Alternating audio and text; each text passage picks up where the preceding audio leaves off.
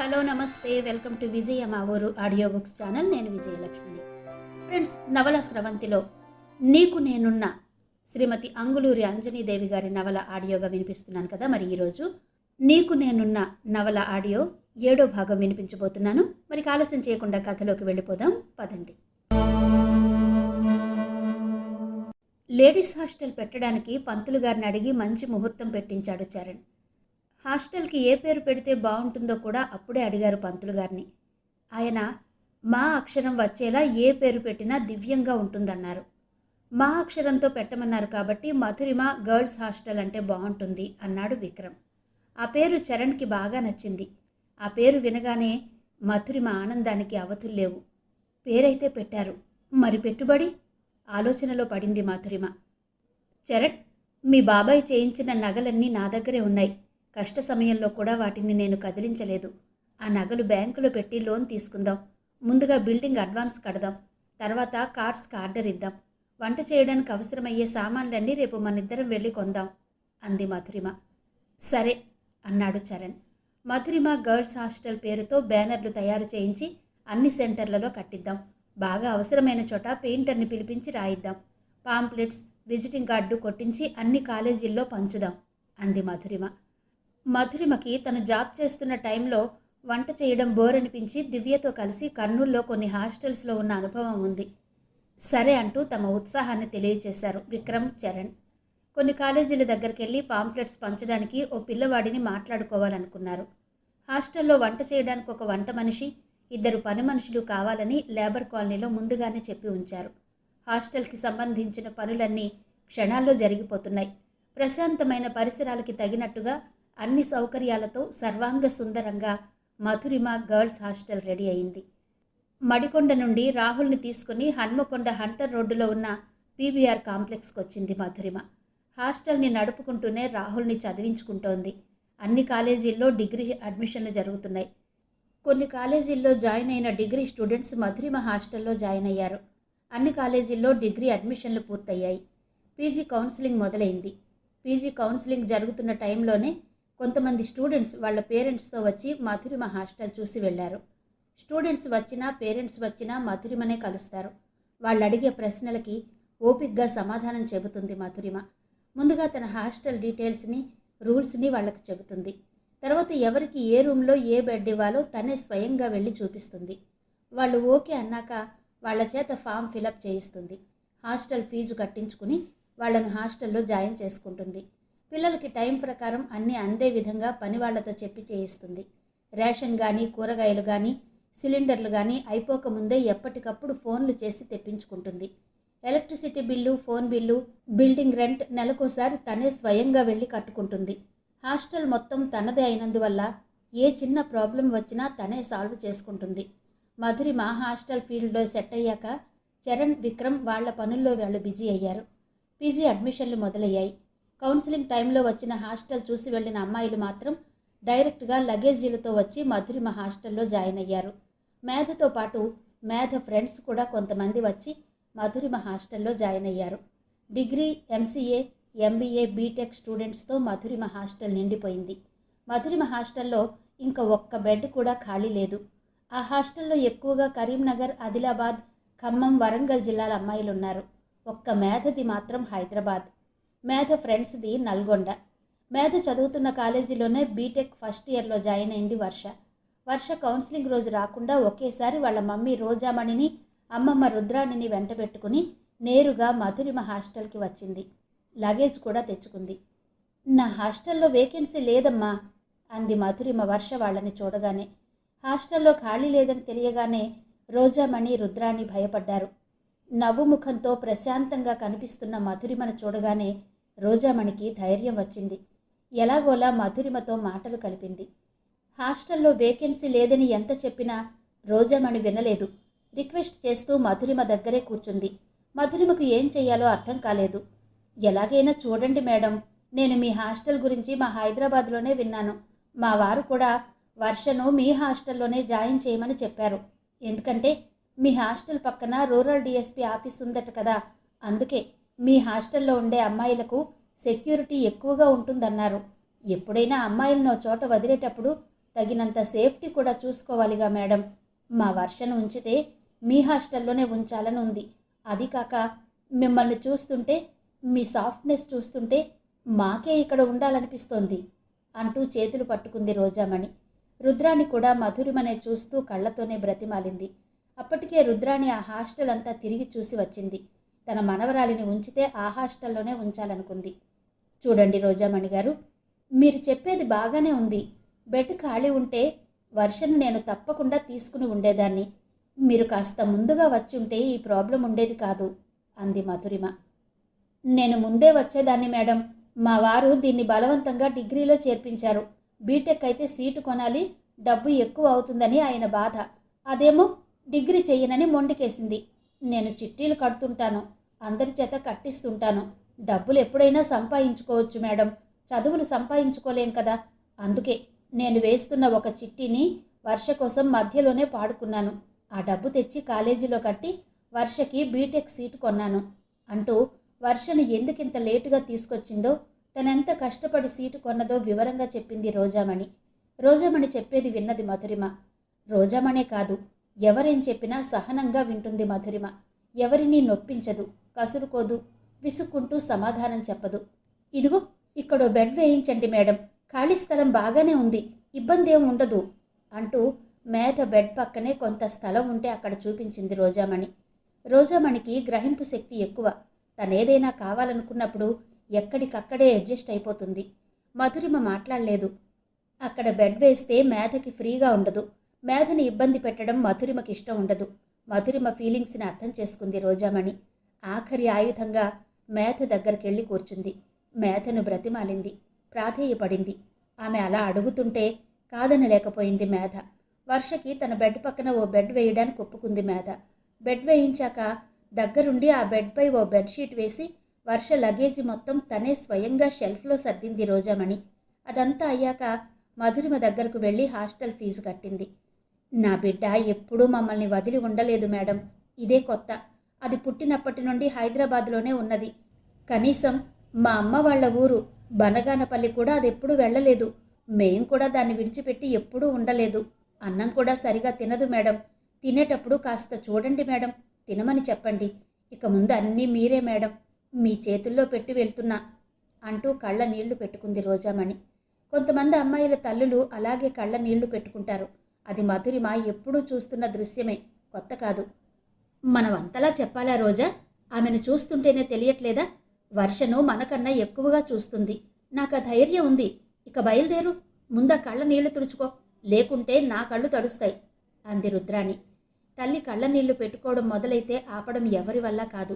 ఆ కన్నీళ్లతోనే ఆమె తన జీవితంలో ఎన్నో సాధించుకున్న రోజులున్నాయి. ముఖ్యంగా రోజామణిని మాత్రం ఆ కన్నీళ్లతోనే కంట్రోల్ చేస్తుంది రుద్రాణి. అదంతా గుర్తొచ్చి టక్కున కన్నీళ్లు తుడుచుకుంది రోజా. వాళ్ళను చూసి చాలా అభిమానంగా నవ్వింది మధురిమ. చాలా కూల్గా అనిపిస్తున్న ఆ నవ్వు చూడగానే వాళ్లలో ఉండే ఆందోళన మొత్తం ఆవిరైపోయింది. ఏం పర్వాలేదు రోజామణి గారు, మీరేం వర్రీ కాకండి. నా క్యాంపస్లో ఉన్నంత వరకు మీ అమ్మాయి బాధ్యత నాది. బయటకెళ్ళాక మాత్రం వాళ్ల బాధ్యత వాళ్లదే. వాళ్ళేం చిన్నపిల్లలు కారు, మీరంతగా భయపడవలసిన పని లేదు అంటూ వాళ్ళకి ధైర్యం చెప్పింది మధురిమ. మధురిమ దగ్గర సెలవు తీసుకుని హైదరాబాద్ వెళ్లారు రోజామణి, రుద్రాణి. మధురిమ పూర్తిగా హాస్టల్ ఫీల్డ్కి అంకితమైపోయింది. తన శక్తియుక్తులను వాస్తవ దృష్టితో అంచనా వేసుకుని దానికి తగిన విధంగా తన హాస్టల్ని మలుచుకుంది. తనకి అందివచ్చిన అవకాశాలను సద్వినియోగం చేసుకుంది. కలలో కూడా ఊహించని విధంగా తన హాస్టల్ని ఎస్టాబ్లిష్ చేసుకుంది. ఒకరోజు మధురిమను చూడడానికి దామోదర్ రెడ్డి వచ్చాడు. ఆయనకు దగ్గరుండి హాస్టల్ మొత్తం తిరిగి చూపించింది మధురిమ. హాస్టల్ చూసి ఆయన చాలా సంతోషపడ్డాడు. నిన్నింత ఉన్నతమైన స్థితిలో చూస్తానని అనుకోలేదమ్మా మధు. God is great. కాలం చేసే అద్భుతాలలో నీ అభ్యున్నతి కూడా ఓ అద్భుతం అంటూ ఆమెను మెచ్చుకున్నాడు. అలాంటి పొగడ్తలు ఆమె చాలామంది నోటి వెంట విన్నది. ఆ పొగడ్తలన్నీ పన్నీరులా పైన చల్లుకుందే గాని తాగుతూ కూర్చోలేదు. ఇదంతా మీరు చూపిన మార్గమే బాబాయ్. అమ్మ పోయినప్పుడు కానీ, మనోహర్ దూరమైనప్పుడు కానీ మీరే లేకుంటే నేనేమయ్యేదాన్ని? అసలు ఈరోజు ఇంత పెద్ద హాస్టల్ నడుపుతూ నేనంటూ ఒక మనిషిని ఉండేదాన్నా? దీనికి కారణం మీరు కాదా? కారణాలేమైనా నువ్వు చాలా మంచి ప్లేస్లో చెప్పుకోదగిన హోదాలో హుందాగా ఉన్నావు తల్లి. దీని వెనుక ఉండే నీ కృషి పట్టుదల గొప్పవి. దానికి సంతోషంగా ఉంది నాకు. ఓసారి మీ పిన్నిని కూడా తీసుకొస్తాను అన్నాడాయన. అలాగే బాబాయ్, తప్పకుండా తీసుకురండి అంది మధురిమ. ఆయన వెళ్ళిపోయారు. రాత్రి 10 దాటింది. అప్పటి వరకు చదువుకుని తన ఇష్టదైవమైన శ్రీ ఆంజనేయ స్వామిని ధ్యానించుకుని నిద్రపోయాడు రాహుల్. రాహుల్ బాగా కష్టపడి చదువుతున్నాడు. బీటెక్లో మంచి పర్సంటేజ్ తెచ్చుకుని మంచి కంపెనీలో జాబ్ చేయాలన్నదే రాహుల్ లక్ష్యం. మధురిమకు నిద్ర పట్టడం లేదు. పగలంతా పనుల ఒత్తిడితో అలసిపోతుంది. రాత్రి అయ్యేసరికి నిద్ర రాదు. మనోహర్ గుర్తొస్తాడు. ఆదమరిచి నిద్రపోయినా కలలోకొస్తాడు. ఎలా ఉన్నావు మధు? బాగా కష్టపడుతున్నావు కదూ అంటూ తను పడుతున్న కష్టాన్ని గుర్తు చేస్తాడు. ఓదారుస్తాడు. కళ్ళు తెరిస్తే మాయమైపోతాడు. మనోహర్ మళ్ళీ కనిపిస్తాడా అన్న ప్రశ్న తప్ప ఇంకో ఆలోచన లేదామెలో. ఇలా కంటికి కనిపించని మనోహర్ జ్ఞాపకాలతో జీవిస్తోంది మధురిమ. కాలేజీ వాతావరణం అంతా కొత్తగా ఉంది అమ్మాయిలకి. పీజీ కాలేజీల్లో ర్యాగింగ్ బాగా జరుగుతోంది. ఫ్రెషర్స్ పార్టీ అయ్యే వరకు ఈ ర్యాగింగ్ జరుగుతూనే ఉంటుంది. ర్యాగింగ్ని ఎవరూ తప్పించుకోలేరు. వర్ష డ్రెస్సింగ్, హెయిర్ స్టైల్, అందం చూసి వాళ్ళ సీనియర్స్కి వర్ష అంటే స్పెషల్ ఇంట్రెస్ట్ ఎక్కువైంది. సెల్యూట్ చేయమన్నారు వర్షను సీనియర్స్. వర్ష చెయ్యనంది. పైగా పొగరుగా సమాధానం చెప్పింది. వర్ష ఎప్పుడైనా అంతే, దేనికి భయపడదు, ఎవరినీ లెక్క చేయదు. తిక్క రేగింది వాళ్ళ సీనియర్స్కి. వర్ష చుట్టూ చేరారు. సీనియర్స్ అమ్మాయిలంతా చుట్టూ చేరడంతో ఊపిరాడలేదు వర్షకి. వర్ష చేత కాలేజీ స్టెప్స్ అన్నీ వరుసగా లెక్క పెట్టించారు. ఒక పెద్ద బుక్ చేతికిచ్చి అందులో పేజీలన్నీ కౌంట్ చేస్తూ నెంబర్స్ నోట్ చేసి చూపించమన్నారు. సర్నేమ్స్తో సహా క్లాస్మేట్స్ బయోడేటాను రాసుకురమ్మన్నారు. ఒక చాక్ పీస్తో పైకి కిందకి గీతలు గీయమన్నారు. ఆ గీతలు పైకి పోతే నవ్వాలి, కిందకి వెళ్తే ఏడవాలి అన్నారు. ఇది మరీ కష్టంగా అనిపించింది వర్షకి. నవ్వి ఏడ్చి బుగ్గలు నొప్పులొచ్చాయి. స్టెప్స్ అన్నీ లెక్క పెట్టి కాళ్ళు నొప్పులొచ్చాయి. ఓకే, ఇప్పటికి నిన్ను వదిలేస్తున్నాం. రేపటి నుండి మేం కనిపించినప్పుడు గుడ్ మార్నింగ్ చెప్పాలి. ప్రతి ఒక్క సీనియర్కి ఇండివిజువల్గా చెప్పాలి. ఊరికే చెప్పడం కాదు, ఒక చెయ్యి కట్టుకుని ఒక చెయ్యి లేపి మరీ చెప్పాలి. ఎక్కడ కనిపించినా మేడం అని పిలవాలి. కాలేజీ లెక్చరర్స్ ముందు మాత్రం మమ్మల్ని మేడం అని పిలవద్దు, గుర్తుంచుకో అంది వాళ్లలో ఒక సీనియర్. ఓకే అంది వర్ష. అంతటితో వర్షను వదిలేశారు సీనియర్స్. అక్కడి నుండి కోపంగా నడుచుకుంటూ వస్తున్న వర్షను అబ్బాయిలు పిలిచారు. ఆ అబ్బాయిలు కూడా వర్ష సీనియర్సే. అసలే కోపంగా ఉన్న వర్ష వాళ్ళలా పిలవగానే గుడ్లిరిమి చూస్తూ నిలబడింది. ఏంటా చూపు? సీనియర్లకి గుడ్ మార్నింగ్ చెప్పాలని తెలీదా అంటూ ఓ స్టెప్ మీద కూర్చున్న ఉన్న సీనియర్ లేవబోయాడు. కూర్చోరా, ఎందుకు లేస్తావు? ఇప్పుడే కొత్తగా వచ్చింది కదా, నెమ్మదిగా నేర్పుకుందాం అంటూ ఆ అబ్బాయిని కూర్చోబెట్టి వాళ్ళు కూడా అక్కడే కూర్చున్నారు. వర్ష నిలబడే ఉంది. నీ స్కూల్ ప్రైమరీ నుండి ఇప్పటి వరకు సెల్ఫ్ ఇంట్రడక్షన్ చెప్పు, తెలుగులో చెప్పు అన్నారు సీనియర్లు. నా స్కూల్ అంటూ చెప్పడం మొదలుపెట్టింది వర్ష. స్కూల్ ఏంటి? మళ్ళీ ఇంగ్లీష్ చెప్తున్నావు. మేం చెప్పమంది తెలుగులో. ఎంత ఇంగ్లీష్ మీడియం చదివితే మాత్రం తెలుగు రాదా? మీ ఇంట్లో వాళ్ళు నీకు నేర్పలేదా తెలుగు? నువ్వుండేది తెలుగు రాష్ట్రాల్లో కాదా అన్నారు. వాళ్ళు అలా అనగానే అవమానంగా ఫీల్ అయింది. ఈసారి ఇంగ్లీష్ దొరలకుండా చెప్పింది వర్ష. ఈ డ్రెస్ ఏంటమ్మా ఇంత టైట్ ఫిట్గా ఉంది? పైకి కనిపించవు కానీ నీలో చాలా టెక్నిక్ ఉంది అన్నాడో సీనియర్. టెక్నికా అంది వర్ష అర్థం కానట్టు ముఖం పెట్టి. అవును అంటూ ఆమె వేసుకున్న డ్రెస్ని ఎగతాళి చేశారు. వాళ్ల మాటలు ఈటెల్లా తాకాయి వర్షను. అవమాన భారంతో కృంగిపోయింది. క్లాస్కి వెళ్లకుండా హాస్టల్కి వెళ్ళింది. కాలేజీలకు వెళ్ళిన అమ్మాయిలు సాయంత్రం హాస్టల్కి వచ్చేంత వరకు ఏడుస్తూనే ఉంది వర్ష. గట్టిగా కళ్ళు తుడుచుకుంటూ సైలెంట్గా ఏడుస్తోంది. వర్షను వాళ్ళ రూమ్మేట్స్ అంతా ఓదార్చారు. అయినా వర్ష ఏడుపు ఆగలేదు. ఎప్పుడైనా అమ్మాయిలంతా కాలేజీల నుండి హాస్టల్కి వచ్చాక ఒకసారి వెళ్ళి పలకరిస్తుంది మధురిమ. అందరి దగ్గరికి వెళ్ళినట్టే వర్ష దగ్గరికి కూడా వెళ్ళింది. వర్ష ఏడుస్తుంటే హోమ్ సిక్ అనుకుంది. ఎందుకు ఏడుస్తున్నావు వర్ష? ఏం జరిగింది? మమ్మీ డాడీ గుర్తొచ్చారా అంటూ మృదువుగా అడిగింది మధురిమ. వర్ష పలకలేదు. అబ్బాయిలు కామెంట్స్ చేశారట మేడం అంటూ వర్ష రూమ్మేట్ చెప్పింది.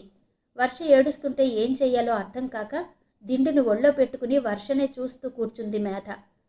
కామెంట్స్ అనేవి నేచురల్ వర్ష, అవి మా కాలేజీ రోజుల్లో కూడా ఉండేవి. మరీ ఇంత సెన్సిటివ్గా ఫీల్ అయ్యి ఏడవకూడదు అంది మధురిమ. కళ్ళు గట్టిగా తుడుచుకుంటూ మధురిమ వైపు చూసింది వర్ష. అది కాదు మేడం, మా హైదరాబాద్లో ఎక్కువగా ఇలాంటి డ్రెస్లనే వేసుకుంటాం. ఇందులో తప్పేముంది? మరీ సెన్స్ లేకుండా వాళ్ళు నా డ్రెస్ని కామెంట్ చేశారు.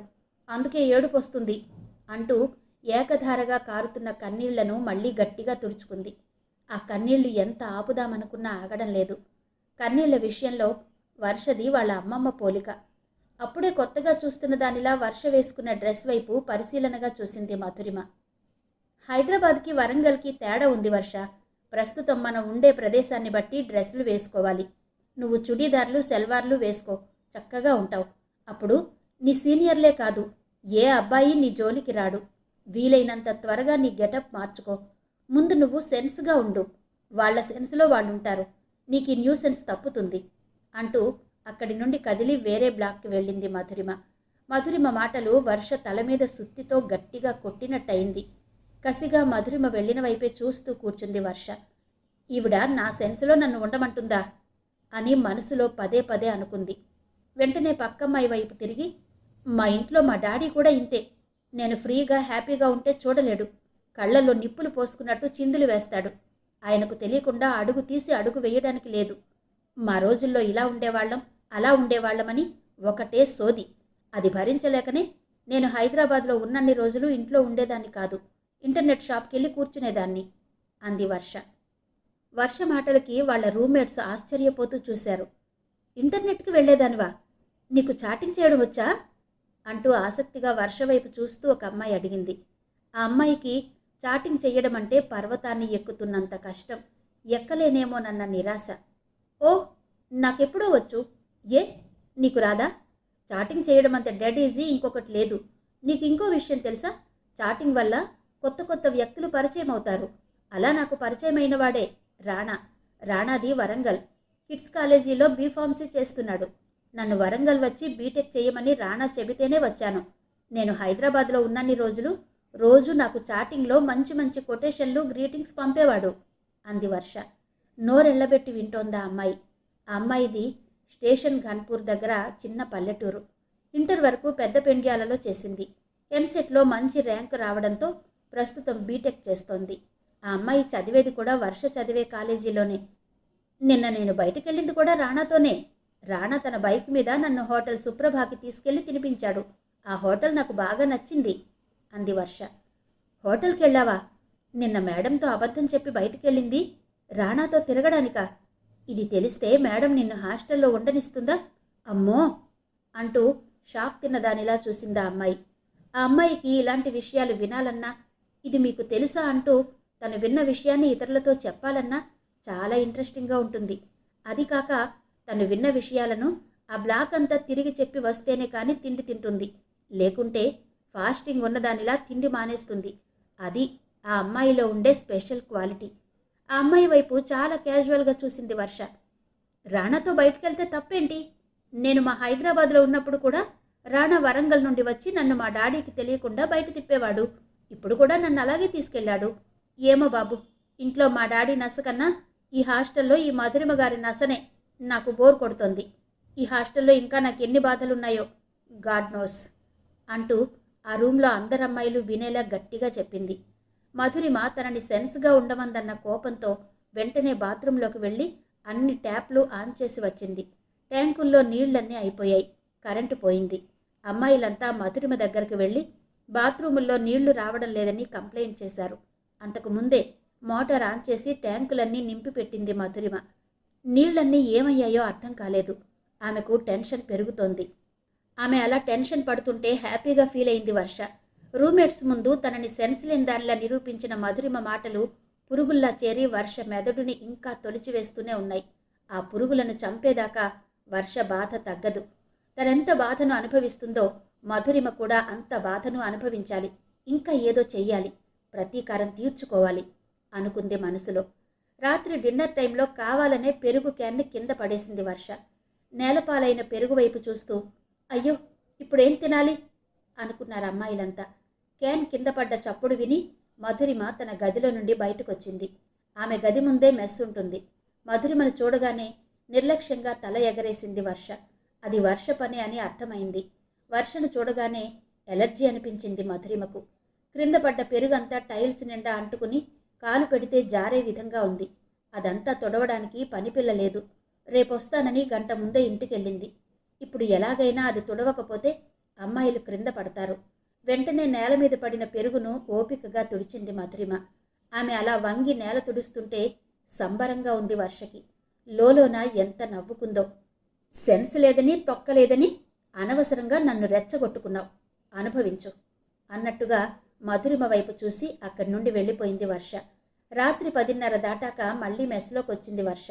అప్పటికే తన రూంలో పడుకుని నిద్రపోతోంది మధురిమ. కసిగా ఆ రూమ్ వైపు చూస్తూ మనసులో మధురిమను తిట్టుకుంది వర్ష. ఎంత తిట్టినా వర్ష మనసులో మంట చల్లారలేదు. వాటర్ బాటిల్స్ నిండా నీళ్లు పట్టుకుంది. అక్కడే నిలబడి కొన్ని నీళ్లు తాగింది. వెళ్తూ వెళ్తూ కావాలనే వాటర్ ఫిల్టర్ల ట్యాప్లు ఆన్ చేసి వెళ్ళింది. డోర్ పెట్టుకుని నిద్రపోతున్న మధురిమకు వాటర్ కింద పోతున్న చప్పుడు వినిపించలేదు. మధురిమ తెల్లవారి నిద్రలేచి డోర్ తీయగానే మెస్ అంతా నీళ్లతో నిండి ఉంది. అది చూడగానే ఆమె గుండె జారిపోయింది. ఇది కూడా వర్ష పనే అనుకుంది. ఇంటికెళ్లిన పని మనిషి ఇంకా రాలేదు. అమ్మాయిలంతా టీ త్రాగడానికి మెస్లోకి వస్తున్నారు.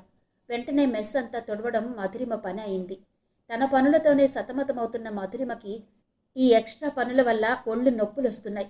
చికాకు ఎక్కువవుతోంది. అందరితో పాటు టీ త్రాగడానికి మెస్లోకి వచ్చింది వర్ష. ఉన్నట్టుండి మెస్ అంతా అదిరిపోయేలా అరుస్తూ, చిచి, ఇది టీలా లేదు మేడం, ఎంత తాగుదామన్నా తాగలేకపోతున్నా, కొంచెం కూడా టేస్ట్ లేదు, ఎలా తాగుతున్నారో వీళ్ళంతా అంటూ టీ త్రాగుతున్న అమ్మాయిల వైపు చూస్తూ మధురిమకు దగ్గరగా వెళ్ళి నిలబడింది వర్ష. నిన్నటి నుండి వర్షకి మధురిమ అంటే భయం, గౌరవం లేకుండా పోయింది. క్షణక్షణం గొడవ పడ్డానికి సిద్ధపడుతోంది. వింతగా చూసింది మధురిమ. నిజానికి టీ బాగుంది. ఆమె కూడా తాగింది. వేరే కుక్ని పెట్టండి మేడం, రాత్రి సాంబార్ కూడా బాగాలేదు, చట్నీలో సాల్ట్ ఎక్కువైంది, కర్రీ కూడా అలాగే ఉంది, నేనసలు ఈ హాస్టల్లో తిండి తినలేకపోతున్నాను, మరీ ఇంత ఘోరంగా ఉంటుందనుకోలేదు, మేం డబ్బులు కడుతున్నాం, అది గుర్తుంచుకోండి అంటూ అందరూ వినేలా గట్టిగా అంది వర్ష. మెస్లోకి వచ్చిన అమ్మాయిలంతా విని విననట్టు వెళ్ళిపోతున్నారు. ఎవరూ పట్టించుకోవడం లేదు. సరే వర్ష, కుక్తో చెప్తాను, జాగ్రత్తగా వండమని అంది మధురిమ. మీరలాగే అంటారు, ఏది సరిగ్గా పట్టించుకోరు. మొన్న రాత్రి తిందామని మెస్లోకి వస్తే అన్నం లేదు, పెరుగు లేదు. మా ప్లేస్లో మీరుండి చూడండి, మా బాధ ఏంటో మీకు అర్థమవుతుంది. మా పెద్దవాళ్ళు మీ మీద నమ్మకంతోనే కదా మమ్మల్ని మీ దగ్గర వదిలేసి వెళ్లారు, మాట్లాడరేంటి అంటూ మధురిమను నిలదీసింది వర్ష. వర్ష మాటలు పైన పడి కొట్టినట్టే అనిపిస్తున్నాయి మధురిమకు. చెప్పండి, ఇప్పుడేంటి మా పరిస్థితి? మీరు సమాధానం చెప్పకపోతే మా పేరెంట్స్ని పిలిపిస్తాం అంది బెదిరిస్తున్నట్టుగా వర్ష. మధురిమ మౌనం చూసి మరింత రెచ్చిపోతోంది. నీకు ఇప్పటికిప్పటి సమాధానం చెప్పడానికి నా దగ్గర మాటలు లేవు వర్ష, నేను తర్వాత ఆలోచించి నీతో మాట్లాడతాను అంది సీరియస్గా మధురిమ. వెళ్ళిపోయింది వర్ష. మధురిమ ఆలోచిస్తూ వెళ్ళి బాల్కనీలో నిలబడింది. ఆమె ఎప్పుడైనా ఆలోచించాలంటే చాలాసేపు ఒంటరిగా ఉంటుంది. సరైన నిర్ణయం దొరికేదాకా అలాగే ఉంటుంది. అప్పుడే ఆమె ఆలోచనలు ఓ కొలిక్కి వస్తాయి. మనోహర్ దూరమైనప్పటి నుండి ఆమె చేస్తున్న పని అదే. ఒంటరిగా చేస్తున్న ఆమె ప్రయాణంలో ఎన్నో ఒడిదుడుకులు, ఎన్నో ఆటుపోట్లు, ఎంతో పని ఒత్తిడి.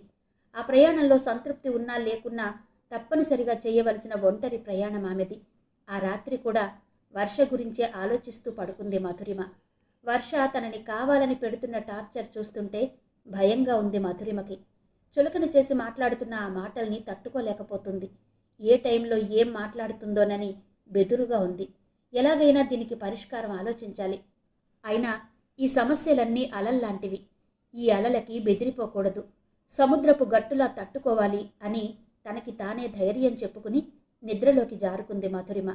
అర్ధరాత్రి దాటాక ఎవరో తలుపు కొడుతున్న చప్పుడు విని ఉలిక్కి పడి నిద్రలేచింది మధురిమ. కళ్ళు నులుముకుంటూ తలుపు తీసింది. ఎదురుగా ఉన్న వర్షను చూసి షాక్ అయింది. ఏం జరిగింది, ఈ టైంలో వచ్చావు అంటూ కంగారుగా వర్ష వైపు చూసి అడిగింది మధురిమ. నా సెల్ ఫోన్ కనిపించట్లేదు మేడం, మా బ్లాక్లో ఎవరు తీయలేదంటున్నారు, మీరొకసారి వచ్చి అందరినీ చెక్ చేయండి, దాని కాస్ట్ 10,000, మా మమ్మీకి తెలిస్తే తిడుతుంది, మా డాడీకి తెలిస్తే మీ మీద కేసు వేస్తాడు అంది వర్ష. ఈ అమ్మాయితో తనకేంటి తలనొప్పి అని మనసులో అనుకోకుండా ఉండలేకపోయింది మధురిమ. వర్షను చూస్తుంటే వదిలేలా లేదు. మొండిగా అక్కడే నిలబడింది. తనిప్పుడు వెళ్ళి ఎవరినని చెక్ చేయాలి? అలా చెక్ చేయడం మధురిమకి ఇష్టం లేదు. చూడు వర్ష, నువ్వు నీ సెల్ ఫోన్ పోకముందే జాగ్రత్తగా ఉండాలి. పోయిన వస్తువు దొరకదు, నేను వచ్చి చెక్ చేస్తే అమ్మాయిలు ఫీల్ అవుతారు అంది మధురిమ. అమ్మాయిలు ఫీల్ అవుతారని వదిలేస్తే ఆ సెల్ ఫోన్ కాస్ట్ మీరు కట్టవలసి వస్తుంది. నాకు నా సెల్ ఫోన్ అయినా దొరకాలి, లేదా డబ్బన్నా కట్టాలి అంది వర్ష. నేనెందుకు కడతాను అంది మధురిమ. మీరు కట్టకపోతే మా క్లాస్ అబ్బాయిల్ని పిలుస్తాను. వాళ్ళు మీ హాస్టల్కి వచ్చి మీ చేత ఎలా డబ్బు కట్టించాలో చెప్తారు అంటూ బెదిరించింది వర్ష. నీ సెల్ ఫోన్ నా వల్ల పోలేదు, నీ అజాగ్రత్త వల్ల పోయింది. అయినా ఆ సెల్ ఫోన్ ఉన్నన్ని రోజులు నువ్వే దాన్ని వాడుకున్నావు. అది ఇప్పుడు పోయింది కదా అని నన్ను డబ్బులు అడుగుతున్నావు. మీ క్లాస్ అబ్బాయిలు వచ్చి నన్ను డబ్బులు అడిగినంత మాత్రాన నేను ఇస్తానని అనుకుంటున్నావా? కాస్త గట్టిగానే అంది మధురిమ. ఎక్కడో పోతే మిమ్మల్ని ఎందుకు అడుగుతాను? మీ హాస్టల్లో పోయింది కాబట్టి మిమ్మల్ని అడుగుతున్నాను. ఇక్కడ ఇంత సెక్యూరిటీ లేకుండా ఉంటుందని నేను అనుకోలేదు. మీరింత బాధ్యత లేకుండా మాట్లాడతారని కూడా అనుకోలేదు అంది వర్ష. నా బాధ్యతలేంటో నాకు బాగా తెలుసు. అది నువ్వు గుర్తు చేయాల్సిన అవసరం లేదు. ముందు మీ రూమ్కి వెళ్దాం పద అంటూ వర్షని తీసుకుని వర్ష రూమ్కి వెళ్ళింది మధురిమ. మధురిమ తన మొబైల్ పట్టుకుని నీ నెంబర్ చెప్పు అంటూ వర్ష వైపు చూసింది. వర్ష నెంబర్ చెప్పింది.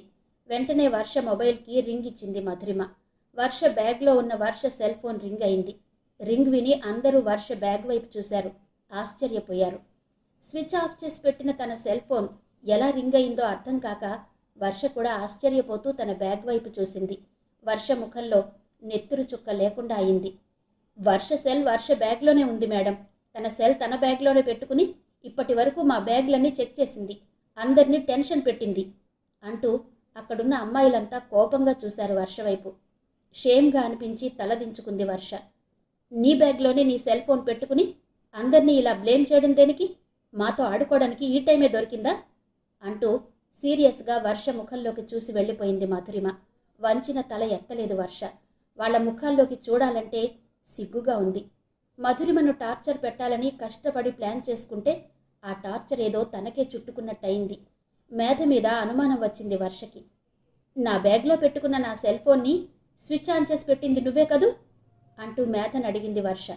అవును, నేనే నీ సెల్ ఫోన్ని నీకు తెలియకుండా స్విచ్ ఆన్ చేసి పెట్టాను. నువ్వు చేసింది తప్పు, నేను చేసింది తప్పు కాదు అంది మేధ. తప్పులు కాదు ఇప్పుడు కావాల్సింది. నా ప్లాన్ అంతా పాడు చేసి పెట్టావు. నీ అంత ఇడియట్ ఇండియాలోనే లేదు అంది వర్ష. ఇడియట్ని నేను కాదు, నువ్వు. మేడం నిన్నేం చేసింది? డ్రెస్ సెన్స్ నేర్చుకోమంది, అంతే కదా? ఆ మాత్రానికే ఆవిడ వెంట పిచ్చి కుక్కలా పడ్డావు. ఘోరంగా టార్చర్ పెడుతున్నావు. ఈ పాపం ఊరికే పోదు నీకు. నీకు నిజంగా సెన్స్ ఉంటే ఈ టైంలో మేడంని నిద్రలేపి డిస్టర్బ్ చేసేదానివి కాదు అంది మేధ. మేధ, నువ్వెక్కువగా మాట్లాడుతున్నావు. మేడంని వెనకేసుకొస్తున్నావు అంది వర్ష.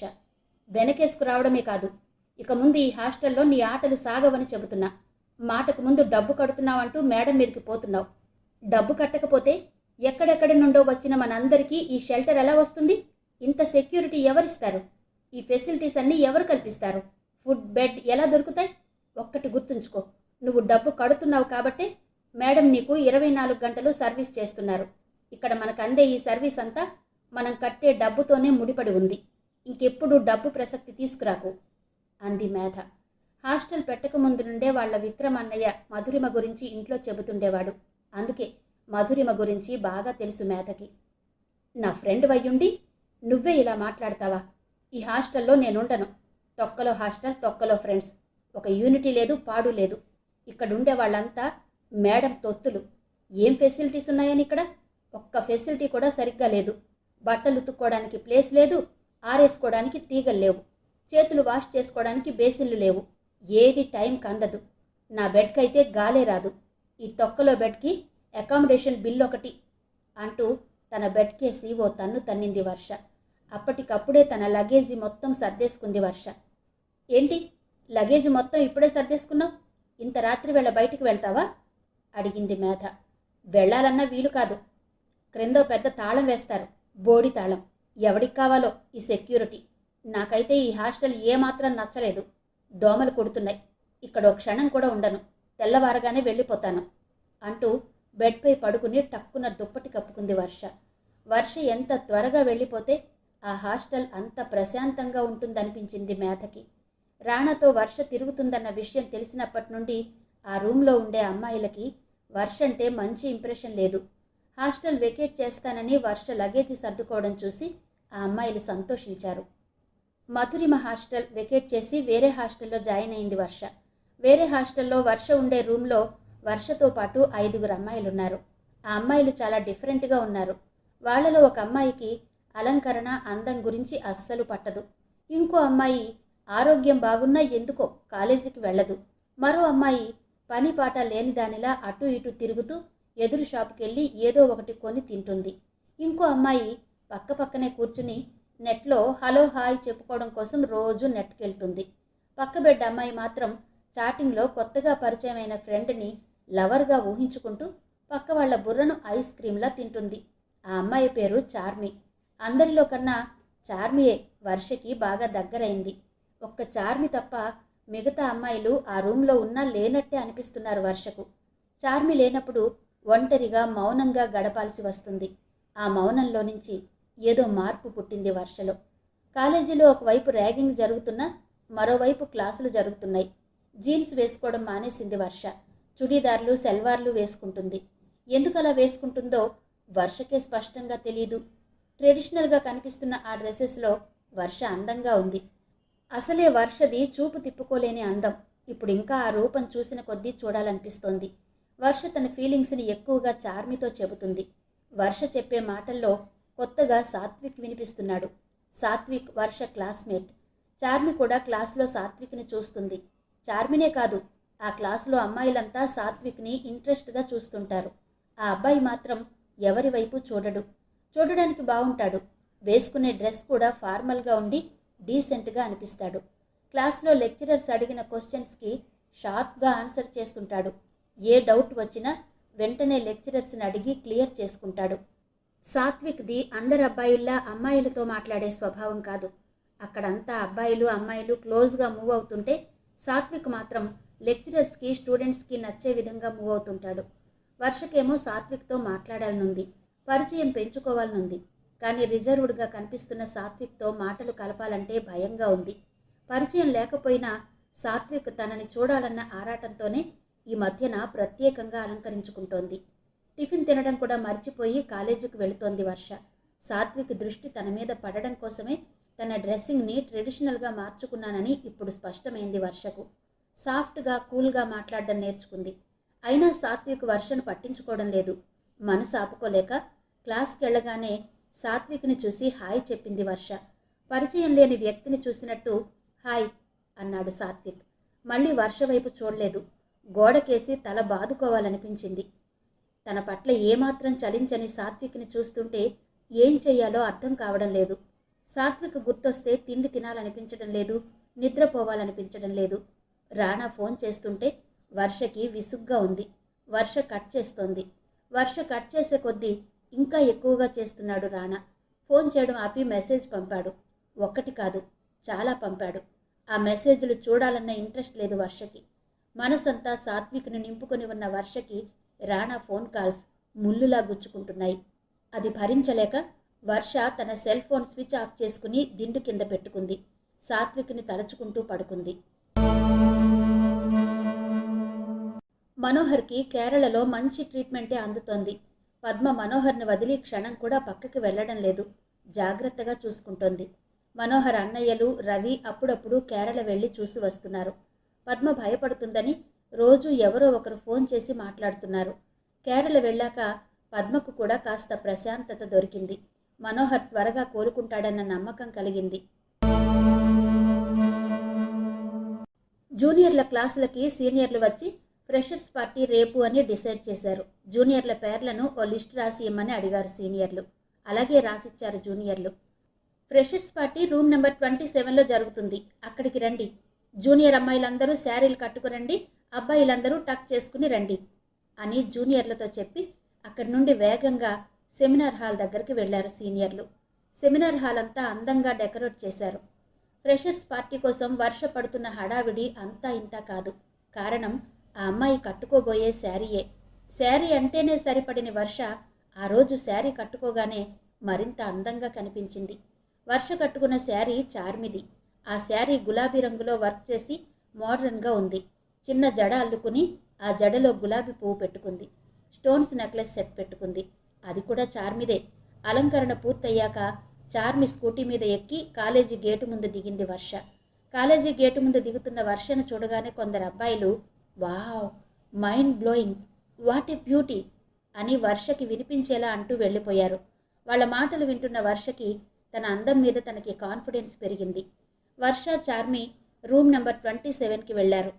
ఫ్రెషర్స్ పార్టీ జరిగేది ఆ రూమ్లోనే. పార్టీ మొదలు కావడానికి ఇంకా టైం ఉంది.